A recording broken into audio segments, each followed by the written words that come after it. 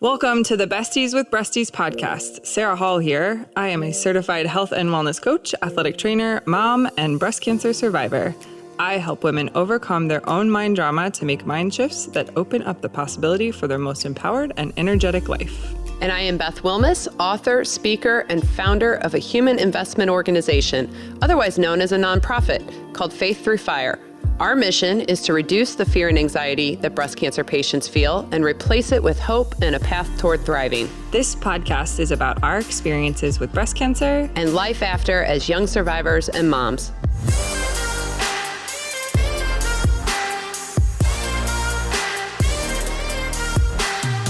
Hello. Hello. How are you? Today is so beautiful. I cannot wait to get on. Literally it's February and I have on my Berkeys. You do have your Berkeys on. I thought you'd have your walking shoes on. I want to. Oh no, I can walk in these. I've been back to back today and I really want to just take a minute for a walk. Let's do it. You want to? Yes. Okay. Let's plow through these recordings and get out to the walk. Okay. We are self-caring. Self-caring.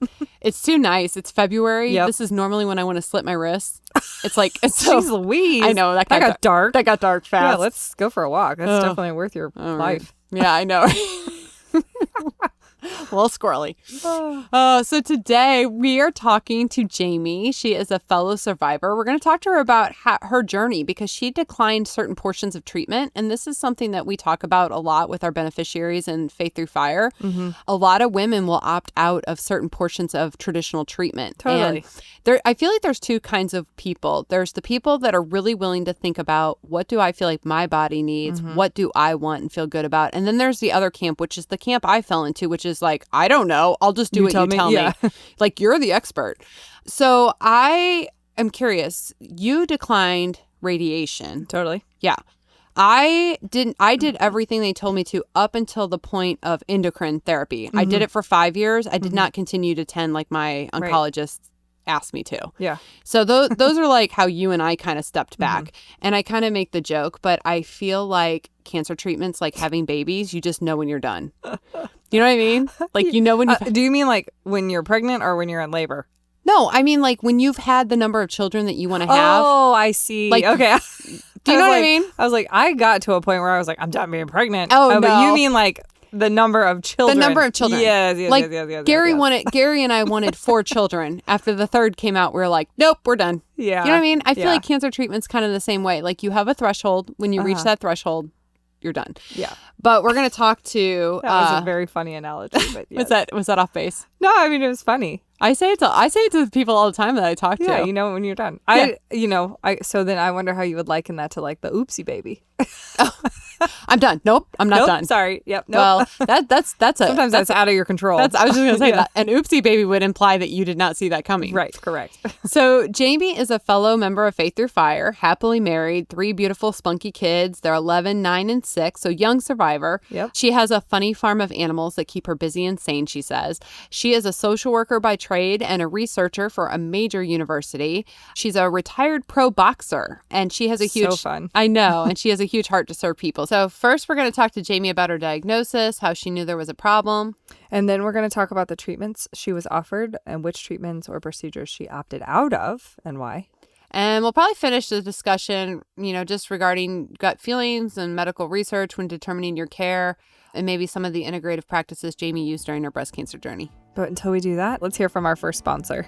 Thrivent is a proud sponsor of Faith Through Fire. Thrivent believes money is a tool and not a goal. The Gateway Financial Group with Thrivent is local to the St. Louis area and can work with you to create a financial strategy that reflects your priorities and helps you protect the things that matter to you, like family and giving back. Please call 314-783-4214 to schedule a free consultation with one of Thrivent's Gateway Financial Advisors. Welcome, Jamie. Thank you so much for being here. Thanks for having me. Of course. So you were diagnosed, 6 months ago? Has it been 6 months? September 2nd.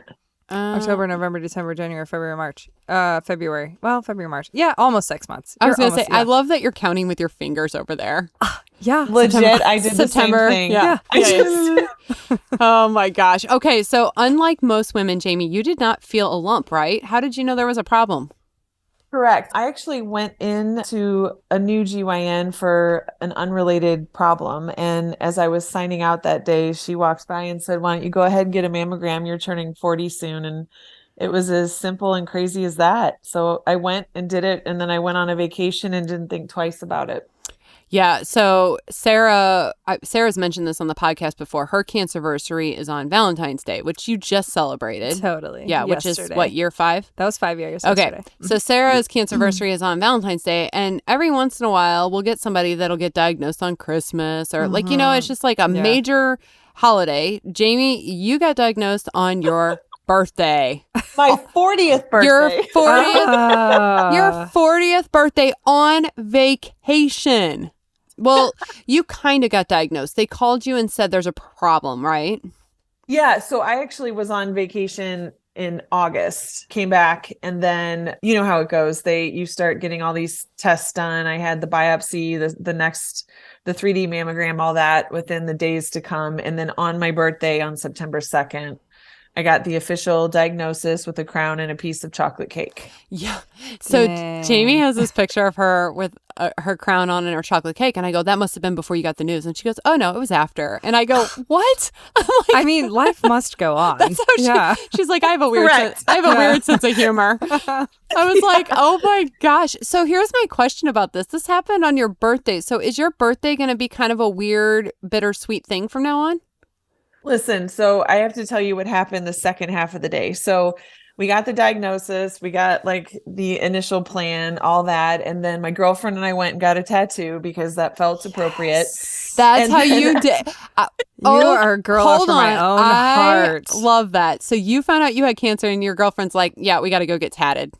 Yep, that's exactly what happened. I love it. And actually what I got tattooed was it's this symbol, but it means the joy of the Lord is my strength. And that's kind of been my guidepost for this whole journey. Nice. But the cool part was after all that, I came home and I was sitting in the driveway watching a carpenter work on something. It was a beautiful day. And I hear a horn and I look up and it's my husband and my 3 kids sticking out of a Jeep Wrangler. And he surprised me with a Jeep Wrangler for my 40th birthday. Dang. And so I started sobbing. It was like the swing of emotions in a 12-hour day. Yes. Oh my gosh. You know what? That's like one of those Christmas commercials where you come out, except for Jamie, your commercial would be, you have cancer, you got a tattoo, now you have a Jeep. A car. Holy cow. Wow. Well, Yeah. and the crappy part was like, I couldn't drive it till like 2 months ago. Why? It's a stick. Oh, because it's a stick shift and all the things with all the surgeries. So I am loving life now, though. Nice. Oh, yeah, and it's 60 outside. Take that top off. yeah, I was going to say, Jamie, you can take a half day and go cruising. Oh my gosh, that's a wild story.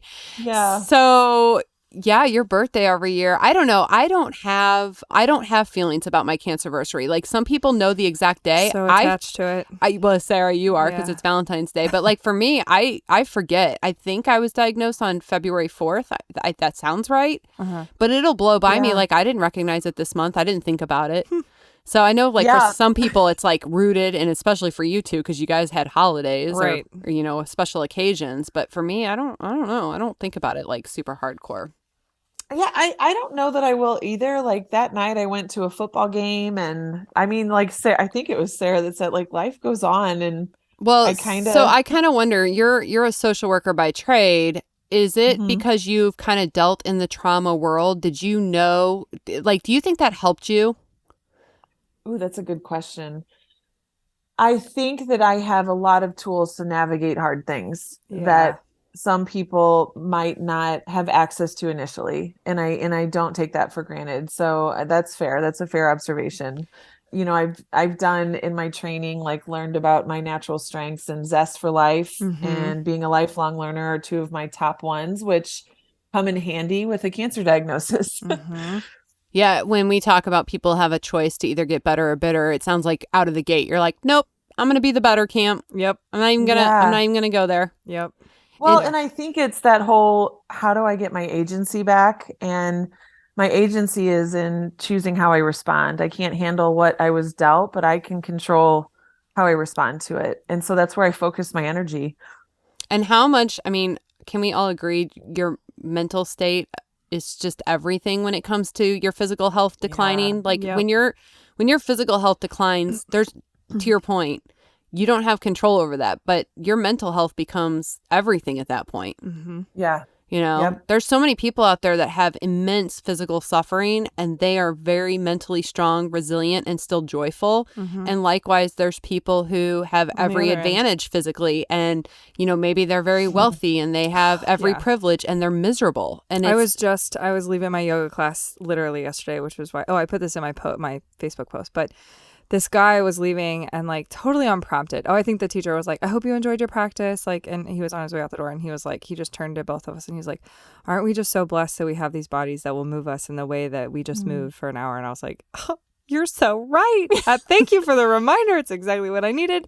And then I bought myself a pair of pants and went on about my merry day. grounded in gratitude, right? Yeah.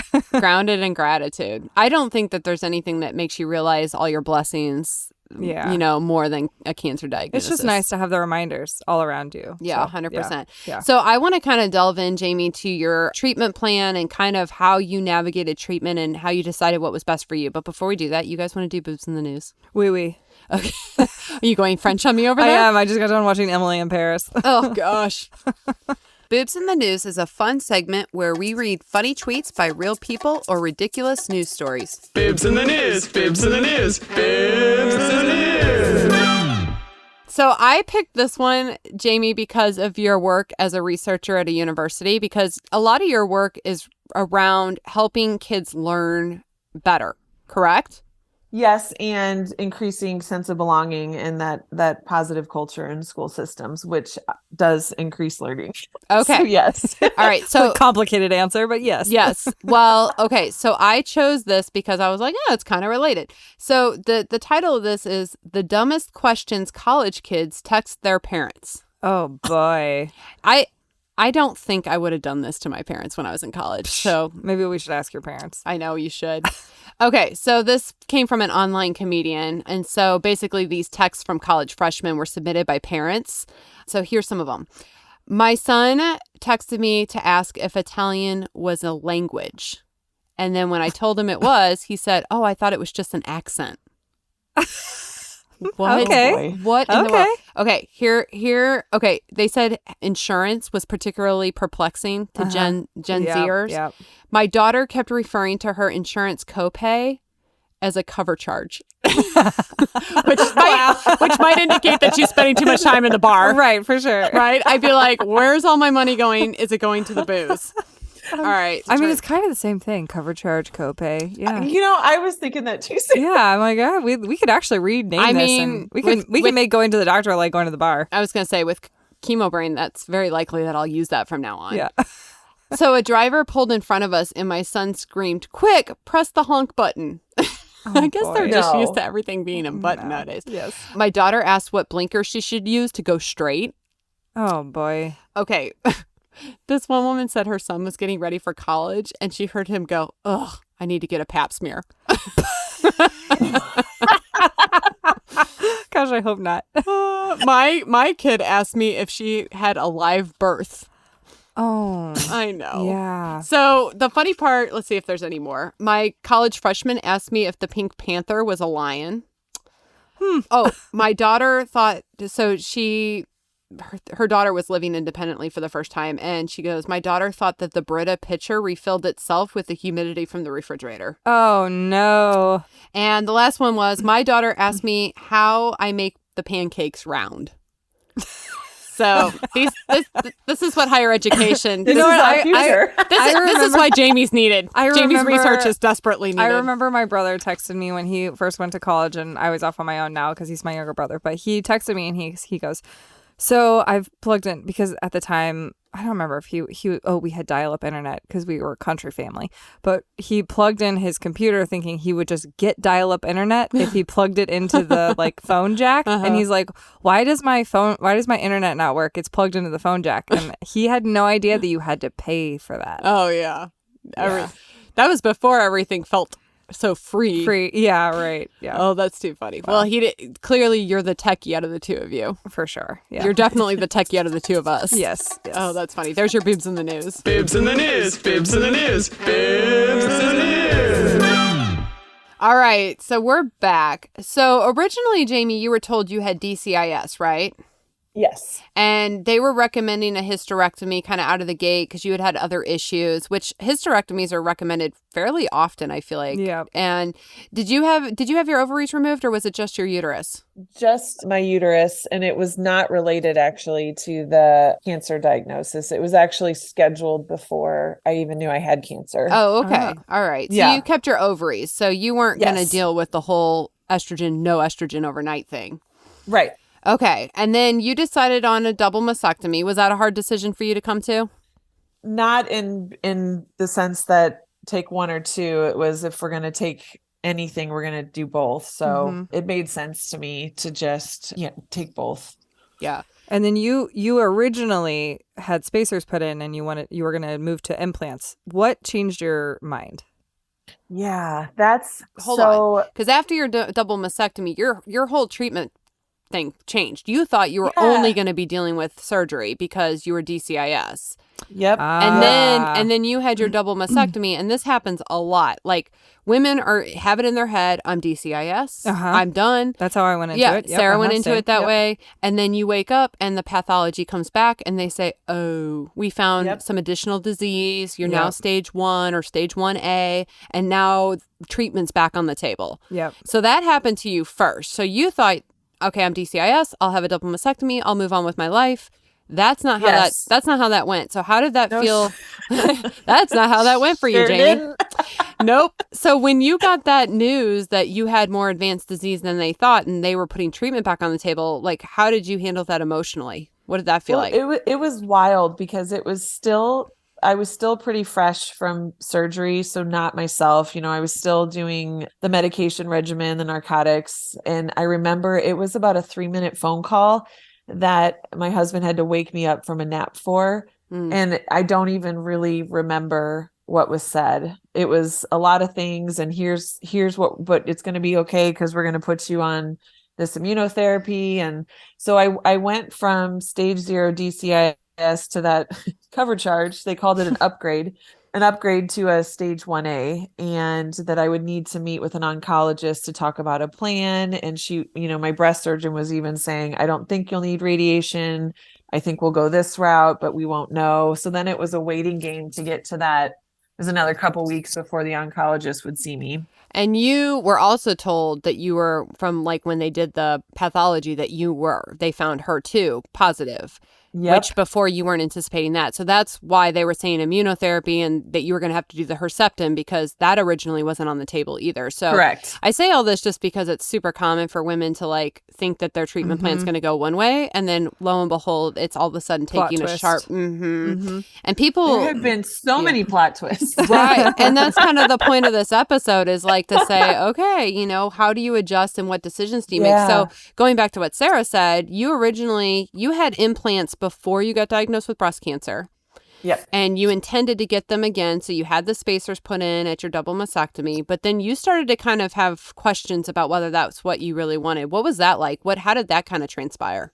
Well, it was really interesting because I breastfed for 7 years, breastfed and tandem fed and pumped. I ended up getting implants because I was having a lot of self-esteem issues after I was done nursing all my kiddos. And ironically, like 3 years prior to my diagnosis, I started having nipple pain on the side that had cancer. And I remember Googling it, and cancer came up, but I remember I brushed it off because I thought surely it's from pumping and all these other things. And lo and behold, it was cancer. And to this day, they still say there's not pain associated with cancer in the nipple. I don't know how I feel about that, but yeah, it's hard when your lived experience says otherwise. Yeah, in the lived experience of look how long you breastfed, and they say that to everybody. I did the same thing, thinking it'll lower my risk, and that's an urban myth about breastfeeding, and I think they still tell people though. I know. I think they debunked that at this point, but I think that it makes an interesting point. If they haven't done studies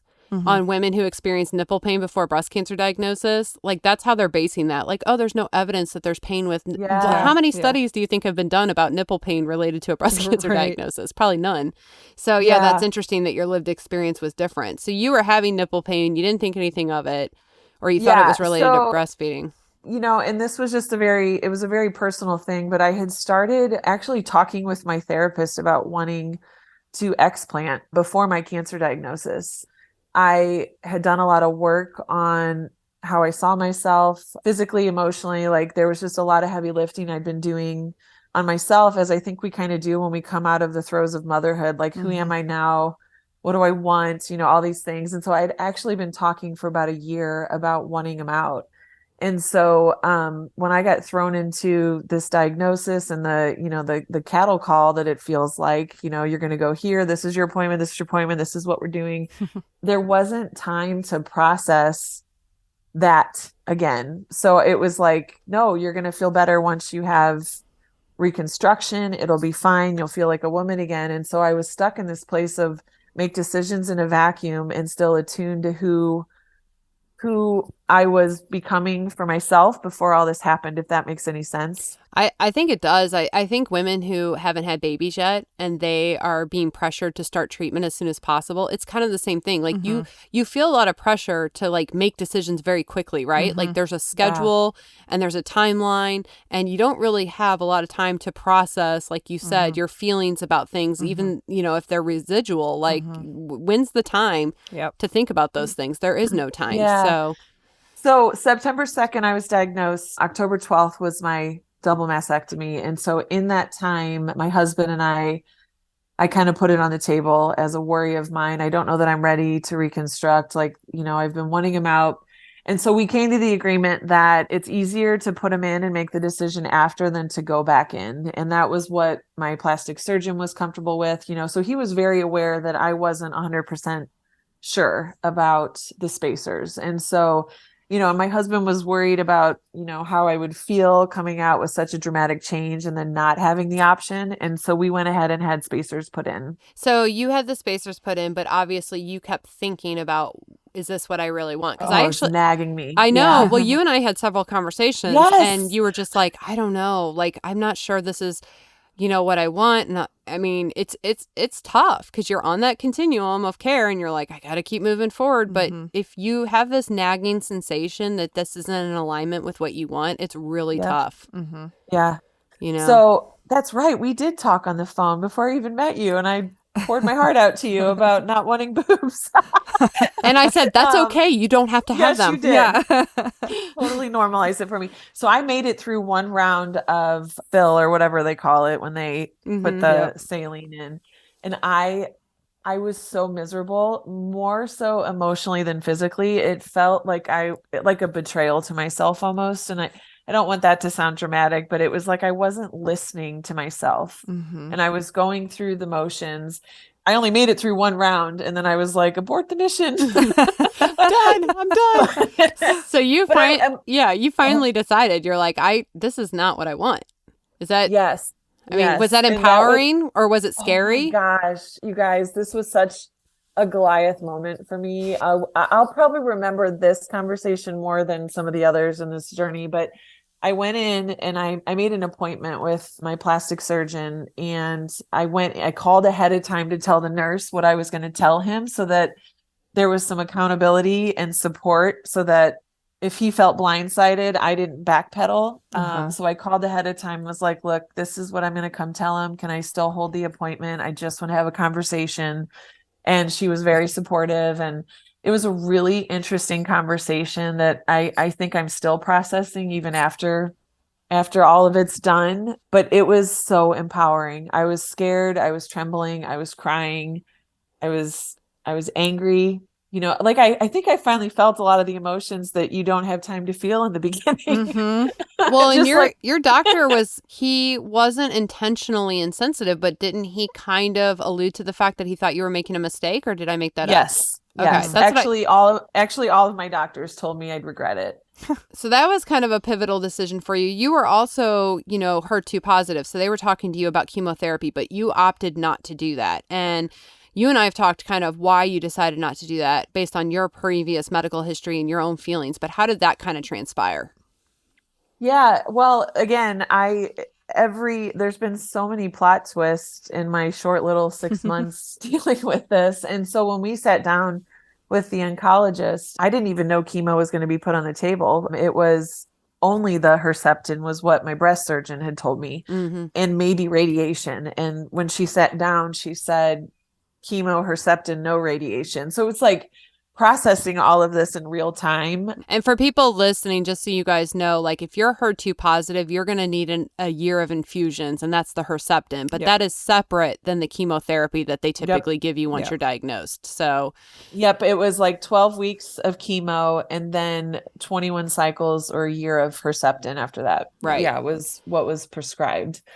And so it was a low recommendation for chemo. And I asked my oncologist what she would do, and she paused and she said, I would do everything I can to be here for my kids. And so I took that and I sat with it and I defined what that meant to me, and I made a different decision. And so I said no to the chemo. And that comes from a place of, historically, I do not do well with anesthesia. I don't do well with medications. I have one good kidney.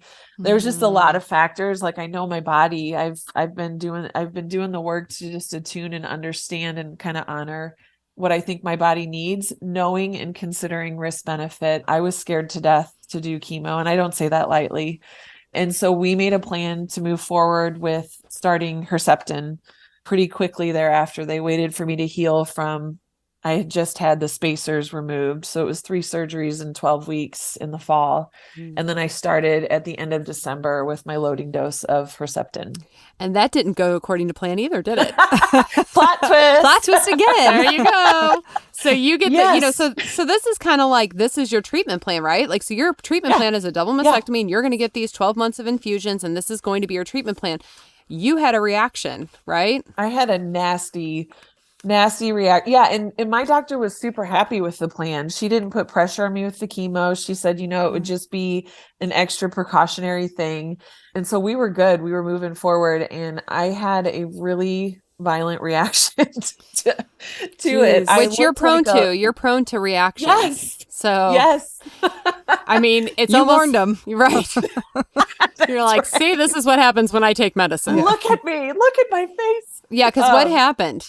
So I looked like a leper, like open sores, pus-filled sores, my entire face, neck, back, and chest. So incredibly nauseous and headaches really bad. And it just came on so quickly. And so she threw in a script for like antibiotics and clindamycin and all these things. And then we were chasing that with things to help with the nausea. And then finally, before my next treatment, I said, will you please just look at the pictures? I don't think this is the normal rash that you warned me about. And when she saw them, she said, oh yeah, that's not normal. We're stopping treatment. Yeah, she talked about bringing chemo back on the table since you couldn't do the Herceptin, right? And you were like, I mean, and I would have thought that the reaction to the Herceptin would have been confirmation that chemo would not have been Right. Chemo might not go well. Yeah. Ladies, I'm telling you, if chemo ever gets put on the table, which that there's a chance of that, I don't know what I'm going to do, because she said, I will give it to you. You know your body. I said, you just complimented me. I'll take it. Yeah. But she moved me to surveillance, and we did the blood test that she was planning to do after the year of treatment. I think it's also important for, our listeners to understand, obviously, you know your body really well, and we know you, and you are doing things outside of the traditional treatment. Right. Well, so you're incorporating integrative practices to try to help your body as much as possible, right? So what are some of the things that you've decided to incorporate into your treatment plan? So right when I was diagnosed, I got into an integrative facility and started 2 times a week with high dose vitamin C, and I'd immediately jump into a hyperbaric chamber. I've been doing red light therapy, which reduces inflammation in the body, paying really close attention to diet.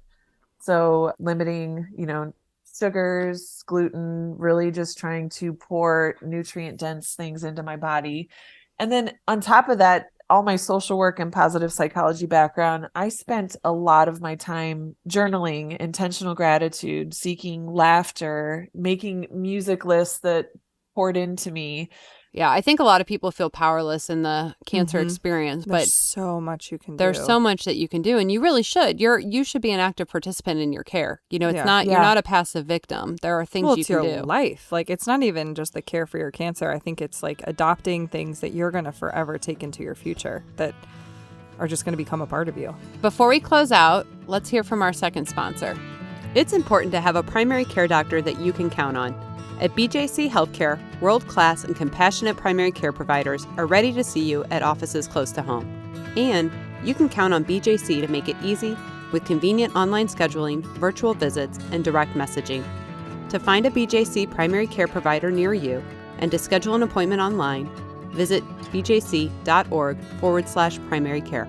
So, Jamie, you were a professional boxer in your prior life, which I think I saw that like early on when you came through. And I Well, it was like, stood this out. girl is It going to be stood out. awesome. I was like, woohoo! yeah. But can you just tell us a little bit more about that? And just anybody who's listening, I think it's just like a good takeaway for today. Yeah, how did boxing set you up for breast cancer? I'm curious. There's so many analogies and parallels between boxing and breast cancer.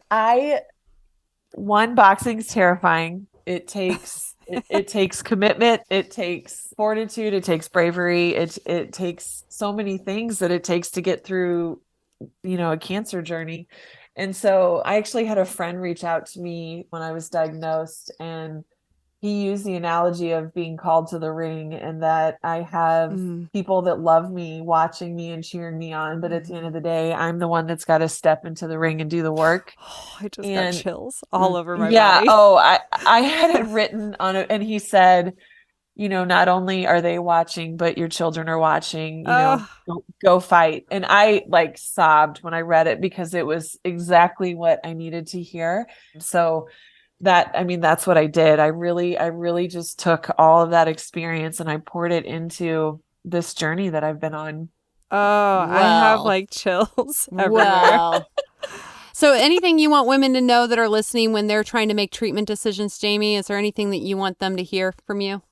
I just want to reiterate, find your agency, find those things you can control and pour them into yourself. Shut out the noise. So gather the information, but at the end of the day, turn off the noise and attune to what your gut's saying, what you feel is right, what you and your family feel is right, because people are going to have opinions any way you slice this. And what matters at the end of the day is showing up for you and pursue joy wherever you can find it. Joy is happiness liberated. It's an internal journey and it's life-giving, even in the depths of really hard times like cancer. Oh, gosh. Motivational Ladies, speaker. Everybody listening is going to be like, today's going to be a good day.